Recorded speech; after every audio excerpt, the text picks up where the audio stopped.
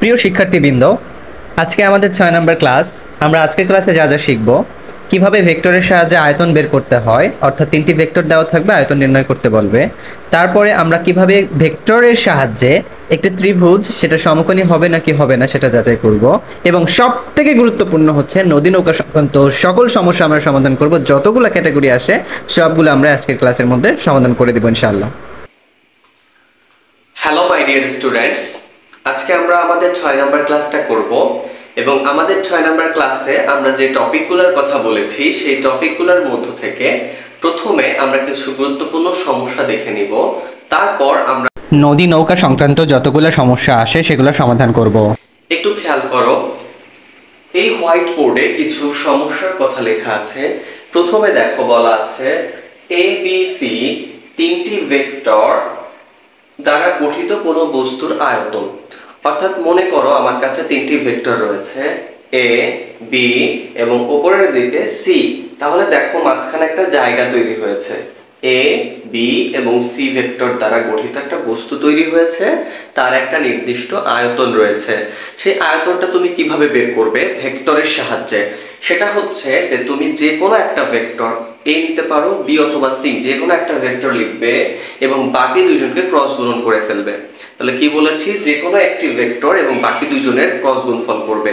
তাহলে দেখো আমি বাকি দুইটা যে কোনো ভেক্টর নিতে পারি। ফার্স্টে দেখো লিখেছি এ এবং বি ক্রস সি এর মধ্যে, তাহলে A dot B cross C, অর্থাৎ যে কোনো একটি ভেক্টর এবং বাকি দুইটার মধ্যবর্তী ক্রস গুণফলের সাথে প্রথম ভেক্টরটাকে ডট গুণন করে ফেলবে, তাহলেই আয়তন চলে আসবে। নেক্সটটা দেখো, আচ্ছা আমাকে বলো তো, যদি কখনো এই তিনটা ভেক্টর 1, 2 এবং 3 যদি একই সমতলে থাকে, অর্থাৎ একটা তল বরাবর আছে, তাহলে সেটা দ্বারা কি কোনো বস্তু তৈরি হয়? বস্তু তৈরি হয় না। যেমন দেখো, এটা যদি এইভাবে থাকতো তাহলে মাঝখানে একটা স্পেস তৈরি হতো। কিন্তু যখন ভেক্টর তিনটি একই রেখা বরাবর থাকবে, কি সমতলে থাকবে, কি রেখা না কি সমতলে থাকবে, তখন কিন্তু এই তিনটি ভেক্টর দ্বারা কোনো বস্তু তৈরি হইতেছে না। আর যদি বস্তু তৈরি না হয় তাহলে আয়তন কত হবে? নিশ্চয়ই শূন্য হবে। তাহলে তুমি যদি কখনো দেখো কোশ্চেনে এসেছে যে এই তিনটি ভেক্টর পরস্পর সমতলীয় কিনা, তুমি কি করবে? Just A dot B cross C অথবা B dot C cross A অথবা C dot B cross B এর মান বের করবে এবং সেই মানটা শূন্য দেখাবে। এবং যদি শূন্য আসে তাহলে বলতে পারবে যে তিনটি ভেক্টর একই সমতলে অবস্থিত। আর যদি না আসে তাহলে বলবে একই সমতলে অবস্থিত না, তারা একটা বস্তু তৈরি করেছে, তার একটা আয়তন রয়েছে, এবং এই মানটা যেটা আসবে সেটাই হবে তাদের আয়তন। নেক্সট আসো 3 নাম্বার। দেখো 3 নাম্বারে একটা ত্রিভুজ আঁকা থাকবে এবং এই ত্রিভুজে বলা হবে যে এই ত্রিভুজটা সমকোণী কিনা সেটা তুমি দেখাও। তার জন্য আমরা দুইটা উপায় বলে দিব। একটা হচ্ছে তুমি প্রত্যেকটা বাহু অর্থাৎ পি ভেক্টর, কিউ এবং আর ভেক্টরের মান বের করবে। মান বের করার পরে তুমি পিথাগোরাসের সূত্রে চলে যাবে। কেন? কারণ পিথাগোরাসের সূত্র ছিল অতিভুজ স্কয়ার সমান সমান ভূমি স্কয়ার যোগ লম্ব স্কয়ার। সো তুমি জাস্ট চেক করবে, প্রথমে পি ভেক্টরকে অতিভুজ ধরবে, ধরে পি স্কয়ার সমান সমান কিউ স্কয়ার যোগ আর স্কয়ার হয় কিনা, অথবা তুমি তারপরে কিউ কে অতিভুজ ধরে দেখবে যে কিউ স্কয়ার সমান সমান পি স্কয়ার যোগ আর স্কয়ার হয় কিনা, অথবা আর কে অতিভুজ ধরে আর স্কয়ার সমান সমান পি স্কয়ার যোগ কিউ স্কয়ার করে দেখবে কোনোটা মিলে কিনা। যদি তিনটার একটাও না মিলে তাহলে বলে দিবে যে এটা দ্বারা কোনোভাবে সমকোণী ত্রিভুজ বোঝাচ্ছে না। অর্থাৎ প্রথম নিয়ম হলো পিথাগোরাসের সূত্র থেকে, এবং দ্বিতীয় নিয়ম হলো তুমি প্রত্যেকটি কোণ বের করবে। অর্থাৎ দেখো পি এবং কিউ এর মধ্যবর্তী যে কোণটা আছে থিটা 1, দেন পি এবং আর এর মধ্যে থিটা 2 এবং কিউ এবং আর এর মধ্যে থিটা 3 কোণ রয়েছে। এই কোণগুলো নির্ণয় করবে। কোণ নির্ণয় করে যদি কোণটা 90 ডিগ্রি না পাও, আসলে তিনটা কোণই বের করতে হবে না, তুমি দুইটা কোণ বের করবে। প্রথমত মনে করো যে তুমি একটি কোণ পেয়েছো 30 ডিগ্রি আর একটি কোণ পেয়েছো 40 ডিগ্রি, তাহলে 3 নাম্বারটা কি আর তোমার সূত্রের সাহায্যে বের করার প্রয়োজন আছে? অবশ্যই না। কেননা আমরা জানি একটা ত্রিভুজের মোট কোণ থাকবে 180 ডিগ্রি। সুতরাং তোমরা 180 ডিগ্রি থেকে বাকি দুইটা বিয়োগ করবে। বিয়োগ করে যদি দেখো যে কত আসছে, 90 ডিগ্রি আসছে, তাহলে তুমি বুঝতে পারবে যে এইটা একটা সমকোণী ছিল। তাহলে কি বললাম? থিটা 1 বা থিটা 2 এর মধ্যে যে কোনো একটা যদি 90 চলে আসে তাহলে তো সমকোণী বললাম। এখন থিটা 1 থিটা 2 কোনোটাই 90 আসলো না, ধরে নেওয়া যাক একটা 30 এবং একটা 60 এসেছে, তাহলে টোটাল যোগফল হয় কত? 90। সুতরাং থার্ড নাম্বার কোণ কত হবে? 180 minus 90 is equals to 90 degree, সুতরাং সমকোণী। তাহলে দুই ভাবে দেখতে পারবে, একটা হচ্ছে পিথাগোরাসের সূত্র আর একটা হলো তুমি কোণ নির্ণয়ের মাধ্যমে চেক করতে পারবে। এরপরে আসো, এরকম একটা কোশ্চেন তুমি পেয়ে যাবে যেখানে বলা হবে একটা পাখি সামনের দিকে যাচ্ছে। এখন পাখি কিভাবে সামনের দিকে যায়? পাখি কিন্তু তার দুই ডানা মেলে সামনের দিকে যায় এবং সে ঠিক পেছন দিকে একটা ফোর্স ক্রিয়েট করে। দেখো এই তার লেফট সাইডের ডানা দিয়ে সে এই যে এই দিক বরাবর বল প্রয়োগ করছে, যেটাকে এখানে F2 নাম দেওয়া হয়েছে, আর রাইট সাইডের ডানা দিয়ে সে যে বলটা প্রয়োগ করছে F1 দেওয়া হয়েছে। দেখো তো F1 আর F2 এর লব্ধি কোন দিকে হয়? F1 আর F2, অর্থাৎ যদি লেফট ডানা দিয়ে এইদিকে বল দেয়, রাইট ডানা দিয়ে এইদিকে বল দেয়, তাহলে সে কিন্তু এই সামনের দিকে চলে যাবে। ঠিক আছে? তাহলে পাখিকে যদি একটু অ্যাঙ্গেল করে যেতে হয়, ধরো উপরের দিকে উড়বে, তাহলে কি করবে? এই বলটা বেশি দিবে, এটা কম দিবে, তাহলেই কিন্তু লব্ধিটা এই দিকে চলে যাবে। আবার যদি এরকম হয় এই বলটা বেশি দিছে ডান পাশে, এটা কম দিছে, তাহলে সে এই দিকে চলে যাবে। বুঝতে পেরেছো? অর্থাৎ ঠিক লব্ধি যেদিকে হবে সেই দিকেই কিন্তু সে সামনের দিকে আগাবে। তাহলে দেখো এখানে F1 আর F2 এদের লব্ধি হচ্ছে ঠিক সোজাসুজি F, এবং সেই F মানটা তুমি এই ফর্মুলা দিয়ে বের করতে পারবে, লব্ধি যে সূত্র দিয়ে বের করতে। √F1² + F2² + 2F1 F2 cos alpha. Alpha মানে হলো দুইটা পাখা বরাবর যে বলটা আসছিল তাদের মধ্যবর্তী কোণ। এবং দেখো দিক কত হবে? দিক দুই ভাবে বের করা যায়, অর্থাৎ লব্ধির সাথে যে P বা F1 এর যে বলটা সেটা যখন নিবে তখন কি হবে? θ1 = tan ইনভার্স উপরেরটা, অর্থাৎ F2 sin alpha / F1 + F2 cos alpha, এখানে লিখে দেওয়া আছে। এরপরে আসো যে কিছু অবজেক্টিভের কোশ্চেন লিখেছি। দেখো সংযোগ সূত্র মানে কি? সংযোগ সূত্র মানে তুমি দেখবে যে তোমার একটা অপশন টেস্ট করতে হবে, যে অপশনটার মধ্যে এরকম থাকবে, অর্থাৎ জাস্ট ব্র্যাকেটের চেঞ্জ। মনে করো a + b + c, এখন এটাতে আমি প্রথমে a + b তে ব্র্যাকেট দিলাম অথবা b + c তে ব্র্যাকেট দিলাম, যেটাই করি না কেন মান কিন্তু একই থাকে। অর্থাৎ এটা হলো ভেক্টর যোগের সংযোগ সূত্র, কারণ এই যোগফলটা একই হয়। বিয়োগফলটাও এক্ষেত্রে একই হতে পারে, কিন্তু যোগফলটাই এক্ষেত্রে বেশিরভাগ সত্য হবে। আচ্ছা, বিনিময় সূত্র কি? বিনিময় মানে হলো, মনে করো a আর b আছে, এখন স্থান বিনিময় করে এরকম হয়ে যাবে। অর্থাৎ দেখো a + b, b + a, মান কিন্তু একই থাকবে। তার মানে এটা হলো ভেক্টর যোগের বিনিময় সূত্র, অর্থাৎ ভেক্টর যোগ বিনিময় সূত্র মানে। এরপরে দেখো a.b = b.a, অর্থাৎ ডট গুণফল কিন্তু বিনিময় সূত্র মানে, কিন্তু ক্রস গুণফল হলে কিন্তু সেটা মানবে না, অর্থাৎ a × b = b × a, একটা নেগেটিভ চলে আসবে। এরপরে দেখো বন্টন। বন্টন মানে কি? যে কোনো একটা নির্দিষ্ট মানকে আমরা কি করব? সমানভাবে বণ্টিত করে দিব। অর্থাৎ দেখো a এর সাথে m কে গুণ দিব, মাঝখানে প্লাস বা মাইনাস যা থাকবে সেটা দিব, m এর সাথে b কেও গুণ দিব। তাহলে এই নিয়মটা তো সাধারণত এরকমই হয়, আমরা যখন কোনো কিছুকে গুণ করি তখন কি হয়? দুইটার সাথেই গুণ হয়। সো এটাও সেম জিনিস, এটাকে বলছে বন্টন নিয়ম। এখানে দেখো লিখেছি কি a.b + c, তাহলে কি লেখা যাবে? a.b + a.c, এটাকে বলে হচ্ছে বন্টন বিধি। ঠিক আছে? এরপরে চলে আসো, আমরা আমাদের নদী নৌকার অঙ্কে চলে আসি। নদী নৌকা সংক্রান্ত অনেকগুলো টাইপের ম্যাথ আসতে পারে। আমি প্রথমে টাইপ 1 এর ম্যাথটা দেখাচ্ছি।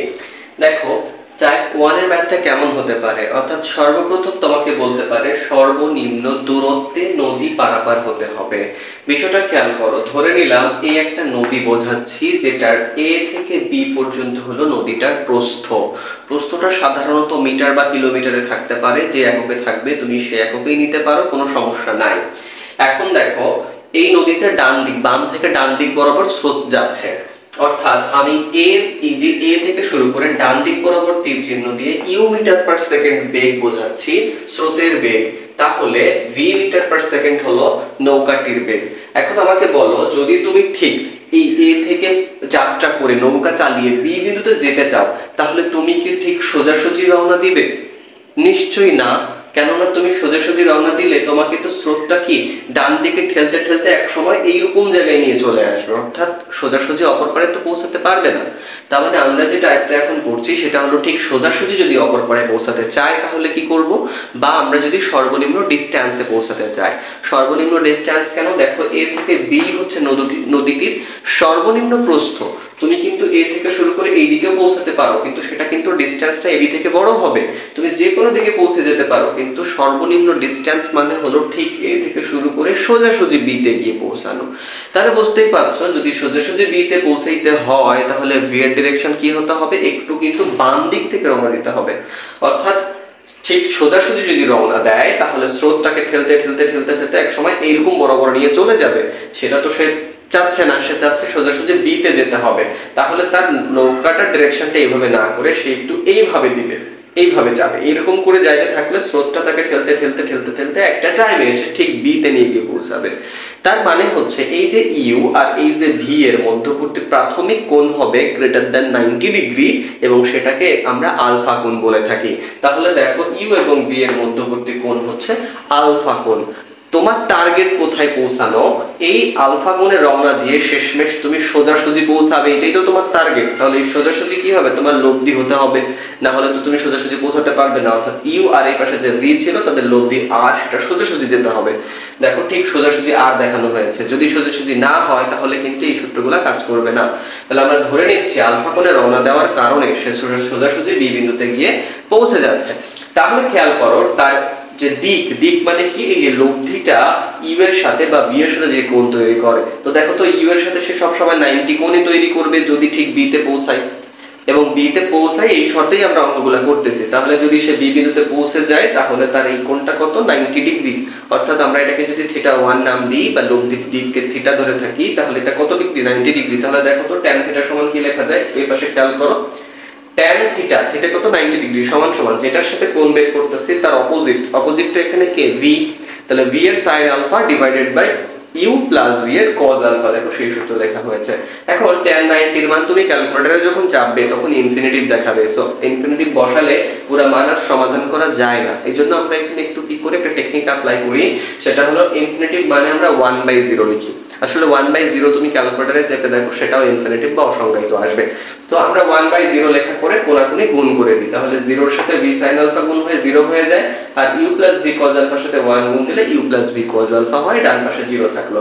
তো এখান থেকে দেখো আলফা বের করেছি কিভাবে, প্রথমে u কে ওই পাশে নিয়ে গিয়েছি, তাহলে মাইনাস u, পরে এই v টা তো গুণ আকারে ছিল নিচে ভাগ করেছি, তাহলে মাইনাস u বাই v, আর আলফার সাথে cos ছিল ডান পাশে গেলে cos ইনভার্স হয়ে গেছে। তাহলে সূত্র কি, cos inverse minus u by v। এখন তুমি কি তাহলে সরাসরি এই সূত্র থেকে শুরু করতে পারবে কিনা অনেকেই কোশ্চেন করবে। হ্যাঁ, তুমি এই সূত্র থেকে শুরু করতে পারবে, তবে এই সূত্রের একটু ভুল হয়ে যায়। সেটা হলো ইউ এবং ভি দিয়ে এক একজন এক সময় এক এক রকম মান ধরতে পারে। যেমন ইউ কে কেউ স্রোতের বেগ না ধরে নৌকার বেগ ধরতে পারে, ভি কে কেউ নৌকার বেগ না ধরে স্রোতের বেগ ধরতে পারে, তখন সূত্র তো উল্টা হয়ে যাবে। তুমি যদি মনে রাখতে পারো তাহলে কোনো সমস্যা নাই। এই জন্য আমি বলি কি, যদি সূত্র মনে রাখতে চাও তাহলে একটু বাংলায় মনে রাখো, সেটা হচ্ছে কি মাইনাস cos ইনভার্স মাইনাস স্রোতের বেগ বাই নৌকার বেগ। কারণ ইউ তুমি যাই বোঝাও না কেন, উপরে ইউ দিয়ে বোঝাও, ভি দিয়ে বোঝাও, পি দিয়ে বোঝাও, যেটা ইচ্ছা বোঝাইতে পারো, কিন্তু উপরে নিবে কি মাইনাস, উপরে সব সময় নিবে স্রোতের বেগ বা নৌকার বেগ। এবং এখানে একটা বিষয় খেয়াল করবে যে যদি কখনো ইউ এর মানটা বেশি হয়, অর্থাৎ ইউ থেকে ভি টা কমে যায়, তাহলে দেখো তো এই রেশিও ইউ বাই ভি এর রেশিওটা কি হবে, গ্রেটার দ্যান 1 আসবে না। অর্থাৎ যদি ইউ এর মান বেশি ভি এর মান কম, নিচে মান কম, তাহলে কি হবে, বেশিকে কম মান দিয়ে ভাগ দিলে সবসময় গ্রেটার দ্যান 1 আসবে।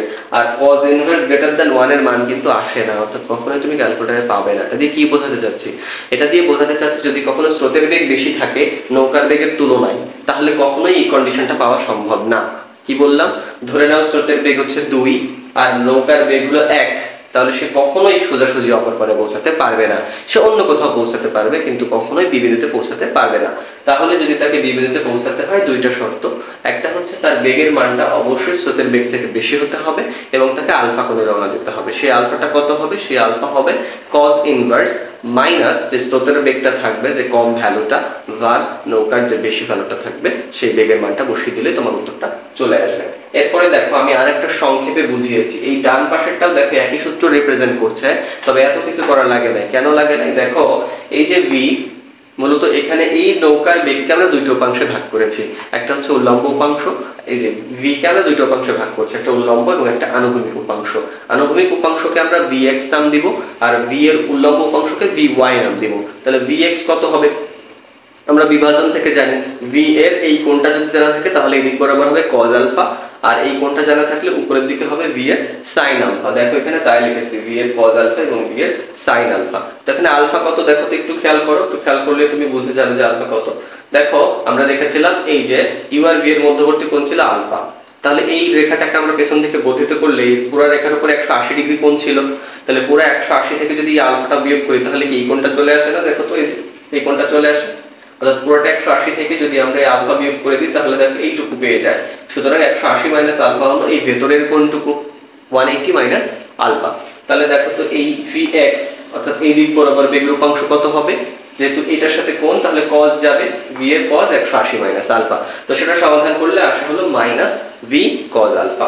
এবং লাস্টে দেখো উপর দিকে যে মানটা আছে সেটা হচ্ছে v sin 180 মাইনাস আলফা, অর্থাৎ শুধু v sin আলফা করলেই হয়ে যায়, তোমাকে আবার এই পাশে আসা লাগবে না। তোমাকে যদি আমি বলি এই v এর আনুভূমিক উপাংশ কত, তুমি সরাসরি বলতে পারো যে মাইনাস v cos আলফা। আর যদি আমি বলি এই v এর উল্লম্ব উপাংশ কত, তাহলে হবে v এর sin আলফা। আলফা মানে হলো u আর v এর মধ্যবর্তী কোণ নিলেই হয়ে যাবে। অর্থাৎ তোমার ওটাই যদি দেওয়া থাকে বা যদি তুমি এটা বের করতে পারো, আলফা যদি বের করে নিতে পারো, এবং আলফা তুমি অবশ্যই সূত্রের সাথে বের করতে পারতেছো, তো সেক্ষেত্রে তুমি এখানে সূত্র নিতে পারবে যে আনুভূমিক উপাংশ হচ্ছে v এর cos আলফা, আগে একটা নেগেটিভ দিবে কারণ এটা আসলে উল্টা দিকে, u এর উল্টা দিকে এই জন্য, আর উল্লম্ব উপাংশ হবে v এর sin আলফা। তো দেখো এই জায়গাটা একটা ঘটনা ঘটে থাকে, যদি ঠিক তুমি উপরের দিকে যেতে চাও, এবি বরাবর যেতে চাও, তাহলে কি শুধুমাত্র এবি বরাবর যে বল v sin আলফা সেটাই বেঁচে থাকতে হবে, আর যে v cos আলফা কোনো না কোনো ভাবে কাটাকাটি হয়ে যেতে হবে। তো এটা কার সাথে কাটাকাটি হবে, এই যে ইউটা সামনে নিতে যাচ্ছে আর তোমার v এর cos আলফাটা এই দিকে নিতে যাচ্ছে, অর্থাৎ দুইজন যদি পরস্পর সমান হয়ে যায় তখন কি হবে, দুইজন কাটাকাটি হয়ে যাবে, তখন শুধুমাত্র উল্লম্ব উপাংশটা বেঁচে থাকবে, আর সে খুব সহজে a থেকে b তে আস্তে আস্তে চলে যেতে পারবে। তার মানে ঠিক সোজাসুজি যেতে হলে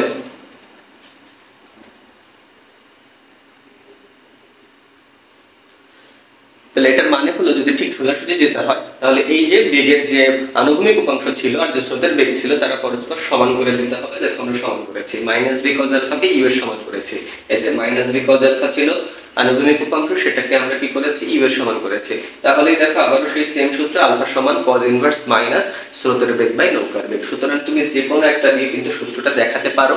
যদি তুমি মনে করো যে আমি সূত্রটা দেখাবো না, আমি সরাসরি উত্তর করে দিতে চাচ্ছি, সেক্ষেত্রে তুমি ফর্মুলাটা মনে রাখবে, আলফা সমান মাইনাস cos ইনভার্স মাইনাস স্রোতের বেগ বাই নৌকার বেগ। ঠিক আছে, এখন আসো আর কি চাইতে পারে। প্রথমে আমি বলেছি এক নম্বরে যে আলফাটা চাইতে পারে, আলফা বের করে সূত্র বলে দিলাম। এরপরে আর চাইতে পারে যে তুমি যে লব্ধি বরাবর গেলে ইউ আর ভি মিলে আর হলো, নতুন একটা লব্ধি হলো, তাহলে আর কত হবে, তো একদম সিম্পল সূত্র, root over U square plus V square plus 2uv cos alpha. Alpha তো তুমি আগে বের করে নিবে, দেন এখানে বসিয়ে দিলে তোমার অ্যানসার শেষ হয়ে গেল। তবে এই ক্ষেত্রে দেখো আমি আরো দুইটা সূত্র লিখেছি, অর্থাৎ এই ক্ষেত্রে লব্ধি নির্ণয় তিনটা সূত্র দিয়ে করতে পারবে। প্রথমটা বললাম খুবই সহজ, প্রথমে আলফা বের করো, তারপরে রুট ওভার যে সূত্রটা তুমি পড়েছিলে একদম সিম্পল সূত্র সেটা দিয়ে করে ফেলো। এরপরে দেখো আরেকটা সূত্র লেখা হয়েছে, কি লেখা হয়েছে, root over V square minus U square. এটা কখন, এটা ওয়ানলি দিস কেস, অর্থাৎ টাইপ 1 এর ক্ষেত্রে ব্যবহার করতে পারবে। আর উপরে যেটা ছিল এক নাম্বার যে লব্ধি সূত্র, এটা সব ক্ষেত্রে ব্যবহার করা যাবে, কিন্তু দ্বিতীয়টা শুধুমাত্র সোজাসুজি পারাবারিক ক্ষেত্রে ব্যবহার করা যাবে। এরপরে দেখো তাহলে প্রথমে চেয়েছিল কি কত কোণে রওনা দিতে হবে, দ্বিতীয়ত বলেছিল লব্ধি বেগটা বের করো, এন্ড থার্ড যেটা চাই সেটা হলো সময় বের করো। অর্থাৎ নদীটা পারাপার হতে গেলে তোমার অবশ্যই সময় লাগবে, তো সেই সময়টা নির্ণয় করতে বলতে পারে, তখন তুমি কি করবে। তো 3 নম্বরে যদি সময় বের করতে বলে তাহলে তুমি জাস্ট s vt ফর্মুলা বসাবে, কারণ আমরা এই ক্ষেত্রে সমবেগের সূত্র ছাড়া অন্য কোনো সূত্র বসাতে পারি না। তাহলে 3 নম্বরে হলো টাইম বের করতে বলতে পারে যে কতটুকু টাইম লাগবে, তাহলে তুমি কি লিখবে, আমরা জানি s vt, তাহলে সেখান থেকে t কিভাবে বের করবে, t সমান সমান s অর্থাৎ ডিসটেন্স বাই লব্ধি বেগ, লব্ধি বেগ এই ফর্মুলা বসাবে। তবে দেখো লব্ধি বেগ কত আসছে, d by p sin alpha. এখন দেখো তুমি কোশ্চেন করতে পারো যে s এর জায়গায় কি লিখেছি, d মানে হলো যে দূরত্বটা, তো সে তো ab দূরত্বই পাড়ি দিচ্ছে, তাহলে আমরা কি লিখবো, ab অর্থাৎ d লিখলাম। আর লব্ধি বেগ কেন, কারণ এই দিক বরাবর যে বেগটা, ab বরাবর যে বেগটা সেটাই নিতে হবে, অন্য কোনো বেগ নিলে হবে না। তাহলে ab বরাবর বেগ কোনটা ছিল, r। তো আমি কিন্তু একটু আগে r বের করার 3টা ফর্মুলা শিখিয়েছি, সেই 3টা ফর্মুলা দিয়ে তুমি ভাগ দিতে পারো, অর্থাৎ রুট ওভার যে সূত্রটা ছিল 2টা দিয়ে, আর একটা ছিল v sin আলফা, 3টা যে কোনো একটা নিতে পারো। কিন্তু এইটা দিয়ে কেন করবা বেশিরভাগ ক্ষেত্রে, কারণ যতগুলো টাইপই পড়বো না কেন এইটা অবশ্যই সত্য হবে, সুতরাং বাকিগুলো নাও সত্য হতে পারে, বাকি দুইটা সূত্র তো বললাম যে অনলি এই ক্ষেত্রেই সত্য হতে পারে। তো এই জন্য তুমি এই সূত্রটা দিয়ে করলে তোমার কখনো ভুল আসবে আসবে না। আলফা কি, আলফা সবসময় মাথায় রাখবে, আলফা মানেই হচ্ছে ইনিশিয়াল, যখন তারা রওনা দিবে ইউ আর ভি এর মধ্যবর্তী কোণ। তাহলে দেখো ইউ আর ভি যখন রওনা দিচ্ছিল তাদের মধ্যবর্তী কোণ আলফা গ্রেটার দেন 90 ছিল, সেই মানটা এখানে তুমি বসাবে। আলফা কিভাবে পাবে অবশ্যই বের করা শিখিয়েছি, 1 নম্বরে তো শিখালাম, সে আলফা বের করে এখানে বসিয়ে দিবে। ভি হচ্ছে নৌকার বেগ আর ডি হলো ডিস্টেন্স। এখন একক কি হবে, ডি যদি কিলোমিটারে থাকে, মনে করো দূরত্বটা কিলোমিটারে আছে, বেগ আছে মিটার পার সেকেন্ড, তাহলে কি করবে, কিলোমিটারটাকে মিটার বানাবে। এখন মনে করো বেগ আছে হলো কিলোমিটার পার সেকেন্ড আর দূরত্বটাও আছে কিলোমিটারে, তাহলে কনভার্ট করার কোনো প্রয়োজন নেই, যে একক আছে ওই এককে তুমি বসাতে পারবে। বুঝতে পেরেছো? এবং সেক্ষেত্রে সময়টা কি হবে, যদি একক হয় মিটার পার সেকেন্ড এবং তুমি মিটার নাও তাহলে সেকেন্ড আসবে। যদি বেগের একক নাও কিলোমিটার পার আওয়ার, তখন ডিস্টেন্স নেবে কি কিলোমিটারে, তখন আওয়ার অর্থাৎ ঘন্টায় আসবে তোমার সময়টা। বুঝতে পেরেছো? তাহলে এটা হচ্ছে যে কোনো টাইপ, অর্থাৎ টাইপ 1 2 3 করবো আমরা, তার মধ্যে যে কোনোটাই সময় নির্ণয় পদ্ধতি। এরপরে আমরা মধ্যে সেকেন্ড কেস দেখি। সেকেন্ড টাইপ কি হতে পারে, দেখো টাইপ 2 হতে পারে যে তুমি সর্বনিম্ন সময়ে পাড়ি দিতে চাও, অর্থাৎ তুমি কোন জায়গায় পৌঁছালে, তুমি কি সর্বনিম্ন ডিস্টেন্স পাড়ি দিয়ে পৌঁছালে নাকি সর্বোচ্চ ডিস্টেন্স পাড়ি দিয়ে পৌঁছালে, সেটা এখানকার মেইন বিষয় না। মেইন বিষয় হচ্ছে আমি খুব দ্রুত পৌঁছাবো, অপর পারে আমার হাতে সময় কম, আমি খুব তাড়াতাড়ি পৌঁছাতে চাই। তাহলে এখন তোমার আর ওই শর্তটা মানলে চলবে না যে তুমি সর্বনিম্ন সময়েও যাচ্ছ সর্বনিম্ন দূরত্বেও যাচ্ছ, এটা পসিবল না। তাহলে কি করতে হবে, তোমাকে সময়ের দিকে খেয়াল করতে হবে। এই জন্য দেখো আমরা প্রথমে সময়ের সূত্র লিখেছি। আমরা একটু আগে বললাম সব সময় আমরা সময়ের সূত্র কি বসাতে পারবো, টি সমান সমান D by V sine alpha. বলো তো D by V sine alpha কখন সব থেকে ছোট্ট হবে, যখন সাইন আলফার মান কি হবে সব থেকে বড় হবে, কারণ ডি আর ভি হচ্ছে এক্ষেত্রে কনস্ট্যান্ট হয়ে যাবে অর্থাৎ ধ্রুবক হয়ে যাবে। যে ভি দেওয়া থাকবে সেটাই নিতে হবে আর যে ডি দেওয়া থাকবে সেটাই নিতে হবে, কিন্তু কোনটা চাইলে তুমি চেঞ্জ করে তুমি টিটাকে চেঞ্জ করতে পারো। তো যখন সাইন আলফার মান সব থেকে বেশি হবে তখন টি কি হবে সব থেকে কম হবে, ব্যস্তানুপাতিক সম্পর্ক। সাইন আলফা কখন বেশি হবে, যখন আলফা 90 হবে, তার মানে আলফা যদি 90 ডিগ্রি হয় সেক্ষেত্রে টি হয়ে যাবে কি সব থেকে কম। অর্থাৎ তোমাকে কত ডিগ্রি করে রওনা দিতে হবে, সব থেকে কম সময় পৌঁছাতে হলে 90 ডিগ্রি। কোনো অঙ্ক করার দরকার নাই, সরাসরি বলতে পারবে যে আমরা জানি টি সমান D by V sine alpha, alpha 90 হলে টি সব থেকে মিনিমাম হবে, সুতরাং 90 ডিগ্রি করে রওনা দিতে হবে। দ্বিতীয় কোশ্চেনে আসো, লব্ধি বেগ কত হবে। একটু খেয়াল করো তো, যদি তুমি ঠিক 90 ডিগ্রি করে রওনা দাও তাহলে ঠিক সোজাসুজি তো পৌঁছাতে পারবে না, নিশ্চয়ই নতুন একটা লব্ধি বরাবর, অর্থাৎ দেখো আর বরাবর পৌঁছাবে। তাহলে এই আর এর মান কিভাবে বের করবে, আর সমান সমান root over U square plus V square plus 2uv cos 90। 90 কেন, ইউ এবং ভি এর মধ্যবর্তী কোণ 90 রয়েছে, তাহলে cos 90 তো শূন্য, অতএব শুধু root over U square plus V square থাকে। এবং দেখো আরেকটা বিষয় লিখেছি, কার্যকর বেগ। কার্যকর বেগ কোনটা বলে, লব্ধি বেগকেই কি এখানে কার্যকর বেগ হিসেবে ধরবো কিনা, না, কারণ যখন তুমি সময় বের করতে যাবে তখন তোমাকে কোনটা দিয়ে ভাগ দিতে হয় জানো, ঠিক এবি বরাবর কার্যকর বেগ, যেটা আমরা আগেও দিয়েছিলাম ভি বাই সাইন আলফা, যে T equals to D by V sine alpha. তাহলে এই যে ভি সাইন আলফাটা কি ছিল জানো, এবি বরাবর কার্যকর বল। তো গত যে টাইপটা দেখালাম সেখানে কার্যকর বল আর কার্যকর বেগ আর লব্ধি বেগ আসলে একই ছিল, কিন্তু এখানে দেখো লব্ধি বেগ আর কার্যকর বেগ কিন্তু এক নয়।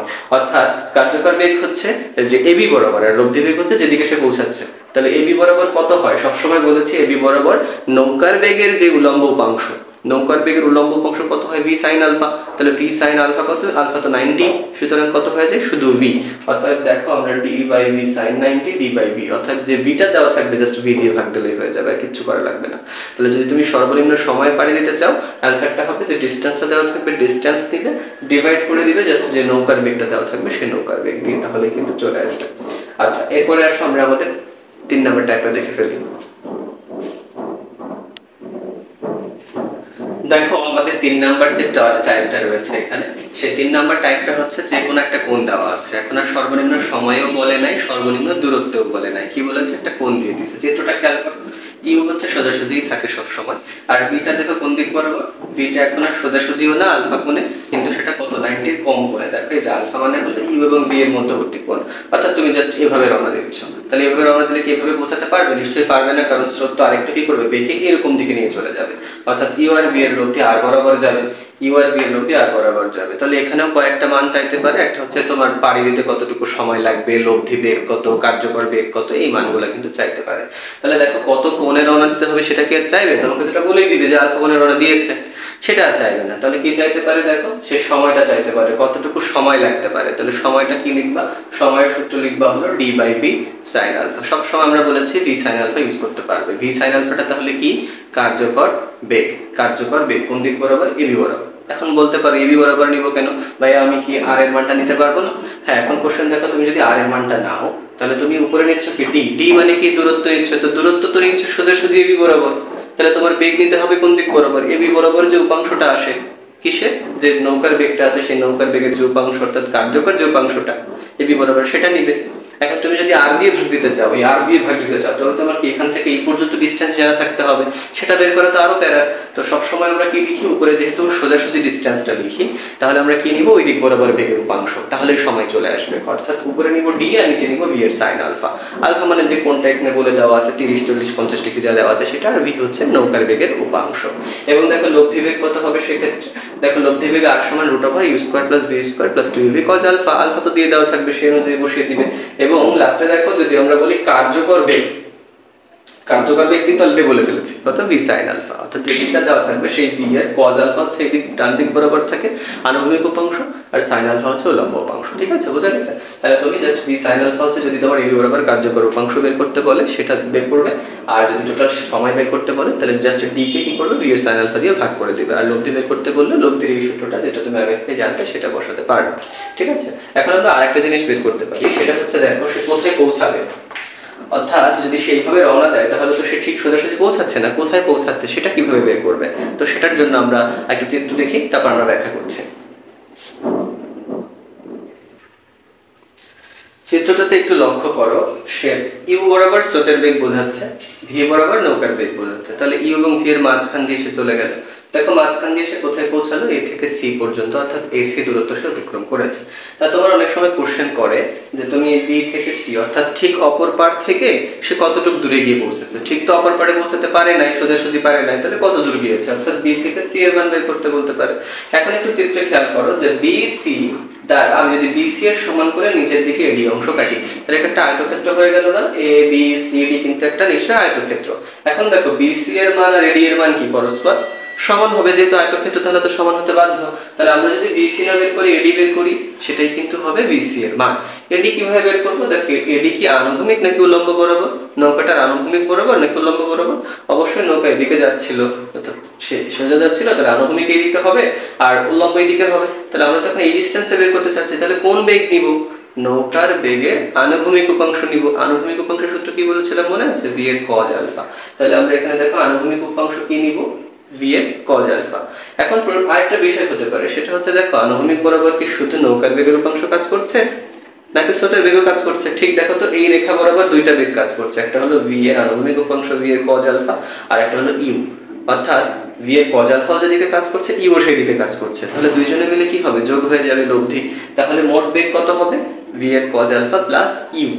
ইউ এবং ভি এর cos আলফা যেটা আছে এই দুটোর যোগফলই হবে তাদের আনুভূমিক উপাংশ, আর উল্লম্ব উপাংশ হবে জাস্ট ভি এর sin আলফা। এখন উল্লম্ব উপাংশটাও প্রয়োজন। কেন প্রয়োজন? দেখো আমরা তো বের করব দূরত্ব, তো এখানে তো সমবেগের সূত্র বসে s সমান vt, তাহলে সেই a থেকে d বরাবর কতটুকু পৌঁছবে? s সমান সমান vt সূত্র বসায়, অর্থাৎ দেখো a থেকে d s কতটুকু হবে? v ইনটু t, অর্থাৎ ঠিক এডি বরাবর যে বেগটা আছে সেই বেগ ইনটু এডি বরাবর পৌঁছাইতে কতটুকু সময় লাগছে। এখন এডি বরাবর পৌঁছাইতে কতটুকু সময় লাগছে বলো তো? যতটুকু সময় সে নদীটা পাড়ি দিচ্ছে, তাহলে পাড়ি দিতে কতটুকু সময় লাগে? আমরা একটু আগে বললাম t সমান সমান d by v sin alpha, সেটাই দেখো আমরা এখানে বসাচ্ছি d by v sin alpha. এখন এটা কোন সূত্রে? s সমান vt, অর্থাৎ এডি যদি s ধরি তাহলে এডি বরাবর বেগকে v ধরবো এবং ওই দিক বরাবর পৌঁছাতে যে টাইম লাগবে সেটাকে t ধরলাম, তাহলে s সমান vt। v কি? v হচ্ছে আনুভূমিক বরাবর, অর্থাৎ এডি বরাবর যে বেগটা আছে, কি বেগ আছে দেখো v cos আলফা আর ইউ, অর্থাৎ ওই যে বলেছিলাম v এর আনুভূমিক উপাংশ আর ইউ দুটো যোগফল, এই যে v cos আলফা এবং ইউ। এবং উল্লম্ব উপাংশ কত? উল্লম্ব উপাংশ ছিল কিন্তু v এর sin আলফা, সেটা কোথায় লাগছে? টাইম। পারাপারের সময় কত হয় আমরা জানি? d by v sin alpha. একক কি হবে? একক হচ্ছে তুমি d এর একক কিসে নিয়েছিলা, বেগের একক কিসে নিয়েছিলা। যদি এখানে তুমি বুঝো যে মিটারে নেওয়া হয়েছে তাহলে মিটার আসবে, কিলোমিটারে নেওয়া হলে সেটা কিলোমিটার অ্যান্সার চলে আসবে। এখন বলতে পারো এটা তো অনেক জটিল সূত্র ভাই, এটা মনে থাকবে না, অন্য কোনো উপায় করা যাবে কিনা? হ্যাঁ অবশ্যই যাবে। দেখো তুমি যদি ইউ আর ভি এর মধ্যবর্তী যে লব্ধি আছে সেটা তো আর, আর এর মানটা দরকার নাই ক্ষেত্রে, আর এর মান চাইলে তো তুমি জাস্ট সূত্র বসাই দিবে রুট ওভারে যে ফর্মুলাটা আছে। এখন দেখো আর এর সাথে ইউ এর একটা কোণ তৈরি হয়েছে না, কি থিটা, অর্থাৎ লব্ধির দিক বের করতে পারি না। থিটা কিভাবে বের করা যায়, থিটা সমান tan ইনভার্স উপরে নিবা v sin আলফা, টোটাল যে আলফা দেওয়া থাকবে divided by u plus v cos alpha, এটা থেকে থিটা বের করলে তাহলে কি হবে, থিটাটা বের করে মনে করো এই থিটার মান আসছে 30, কথার কথা 30 ডিগ্রি। তাহলে আমাকে বলো তো এই যে উপরের যে কোণটা এটা কত ডিগ্রি হবে, নিশ্চয়ই 60 হবে। কেন, কারণ এখানে তো টোটাল 90 ডিগ্রি দেওয়া আছে। তাহলে যদি তুমি একটা কোণ জেনে যাও, একটা কোণ যদি এখানে 30 হয় তাহলে অপোজিটটা কত হবে, 90 মাইনাস 30। তাই এটা যদি থিটা হয় তাহলে উপরটা কত হবে, 90 মাইনাস থিটা। তাহলে দেখো তো এখানে টোটাল এ বি সি ত্রিভুজের আমরা এই কোণটা জেনে গেলাম কত, 90 মাইনাস থিটা। তাহলে এই কোণ অনুসারে আমরা tan থিটা সমান কি লিখতে পারি, tan থিটা সমান সমান লম্ব বাই ভূমি। তো দেখো এটা যদি কোণ হয়, এটা হবে লম্ব, এটা হবে ভূমি, আর এটা হবে এসি হবে অতিভুজ। তাহলে আমরা লম্ব বাই ভূমি কি লিখতে পারবো, বিসি বাই এই যে ভূমি হলো এবি, আর এবি কে আমরা এখানে ডি লিখেছি। তো ডি তো দেওয়া থাকবে, আর থিটা তো তুমি বের করে নিতে পারতেছো সূত্রের সাহায্যে। তাহলে তুমি থিটা বের করতে পারতেছো, ডি দেওয়া থাকবে, বিসি চলে আসলো। এই বিসি মানে কিন্তু সেই এডি এর মান যেটা আমরা এখানে বের করেছিলাম বিসি বাই এডি বলে। সো দুইটাই সহজ সূত্র, তোমার যেটা যখন মনে আসে সেটা দিয়ে করতে পারো। একটা হচ্ছে তুমি 9 10 এর যে ফর্মুলা দূরত্ব উচ্চতা বলে একটা চ্যাপ্টার ছিল সেটা দিয়ে করতে পারো, অথবা চাইলে এই চ্যাপ্টারের ফর্মুলাগুলো ইউজ করে করতে পারো। তো আজকে আমরা এই পর্যন্তই শেষ করছি। আমরা বৃষ্টি সংক্রান্ত অঙ্ক এবং আরো কিছু নতুন নতুন সমাধান আমরা নেক্সট ক্লাসে করব। তো আর দেরি না করে বন্ধুদেরকে এখনই বলে দাও, আমরা কিন্তু আমাদের ক্লাসের প্রায় শেষ পর্যায়ে এসেছি। আমরা শাহজাহান তপন স্যারের বইয়ের সম্পূর্ণ যে সিকিউরিটি দেওয়া আছে বইয়ে আমরা সেগুলো সমাধান করব, সাথে সাথে আমরা অবজেক্টিভটাও সমাধান করে দিব ইনশাআল্লাহ।